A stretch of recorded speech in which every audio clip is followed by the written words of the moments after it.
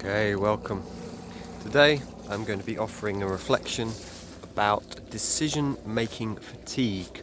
So how do you make a decision from your heart and connected to your higher self? So, enjoy. So, I got a question probably about a month ago about decision-making fatigue.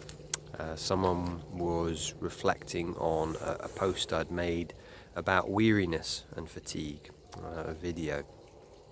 And so their question was, well, what do you do if you're just, really weary over making decisions? And this, so in particular, decision-making fatigue. So, I see that nowadays we have a lot of decisions to make. Some of them quite big and some quite challenging. And I feel, especially with social media, with the fact there's so much information out there, so many differing opinions, it can be really difficult to know what the truth is. I have worked with people who really struggle to make a decision, who really struggle to decide things. And because there's so many options. It's like, well, you should do it like this, or this is the right practice to do. That often comes up because I teach meditation or, do coaching. People will say, well, what's the right thing? And, how I liken it is if you imagine I guess I see it's like a big giant puzzle. So like, for example, practice. Rather than seeing one thing as right or one thing as wrong, I like to see a giant puzzle, like a puzzle of the globe in 3D. And each practice is a different part, and they all kind of interlink. There's no practice which is necessarily the best, and sometimes we can come more from a dual perspective, and that's something I wanted to speak on a little bit today. This idea that sometimes when we're making a decision, we come from duality, that there's a right answer and there's a wrong answer. But when we more come from duality, we have this battle. What is right? What is wrong? Whereas for me, the essence of Buddhism, the essence of more unity consciousness, which is more what's in the middle, which is it just is. It might seem like a bad decision on one level, but it just is. It's just a decision. And sometimes we beat ourselves up. Is it the right decision? Is it the wrong decision? And it's this mental proliferation which causes us this, this decision-making fatigue. It's like, I don't know what to do. So what I recommend to people is to go out, to drop thinking about stuff and to get creative. So the weekend, you can't really see now, but I just came out. I wasn't feeling decision-making fatigue, but I was just doing here a beautiful mandala of some of the leaves from the trees, because it's, so beautiful this time of year with the flowers as well here. And by dropping out of this side of the brain, which is the left side of the brain, which is the analytical side, we give space for the right side of the brain, which is more the intuitive, the creative side. And while both sides are important, most of us spend most of our time here. And what we need to do is balance it out. And Bruce Lipton, the cell biologist, talks about the importance of hemisync, where we bring the two together, and how you can do that by doing cross-lateral movements, so walking, or they have this thing called the cross crawl. I'm holding the camera so I can't show you now, but it's just crossing your legs and your arms over. That helps to balance left and right hemispheres of the brain. But also, it's just being creative. So for me, doing that, without a goal in mind. I think creativity, we often say, oh, I'm doing this for this reason. Now, creativity for me has to come from this place of, I'm just doing this because I'm feeding that part of my brain, but also that part of my soul. And when we do that, as it comes into balance, then the decision that you've been thinking about, the answer just comes. It's like, that's it. That's what I was thinking about. That's the right answer. Rather than it coming from the head, again, duality, right or wrong, good or bad. It's almost like by balancing the brains coming into hemisync, you then connect to your heart. And it's like, yeah, you feel it. It's like, yeah, this is the right decision. And, I wanted to speak as well a little bit about, well, I'm just going to invite you to breathe, because I need to breathe. So breathing in through the nose, out through the nose. Breathing in through the nose,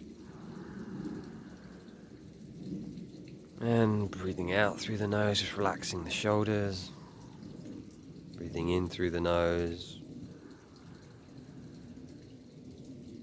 and then out through the nose. So, I wanted to share a little bit from my own life when I didn't necessarily feel decision-making fatigue, but I had a decision I needed to make, and I didn't know the answer, and I needed to make a decision.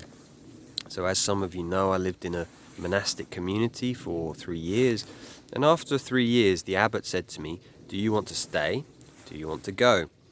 And he says, I'll need to know within a week. And I didn't actually know the answer. I sat with it. I wasn't sure. Part of me was like, I'd really love to stay here. But then the other part of me was like, it's been a real challenge. And I've become quite sick. I was coming out of chronic fatigue, ME. And it was like, right, what's the right decision? And I wasn't sure. And at the end of the week, it was like, I had to give an answer. So I really spoke from my heart. And it was like, I don't know, but I'm going to decide to leave. And so that was my decision. And I think sometimes when we are feeling that we don't know, we can battle. It's like, what's the right decision? And in the moment, it doesn't matter. It just is. To stay would have been right. To go would have been right. To do something else, well, there wasn't another option. So it's like, just to know, at this time in my life, this is the best I can do.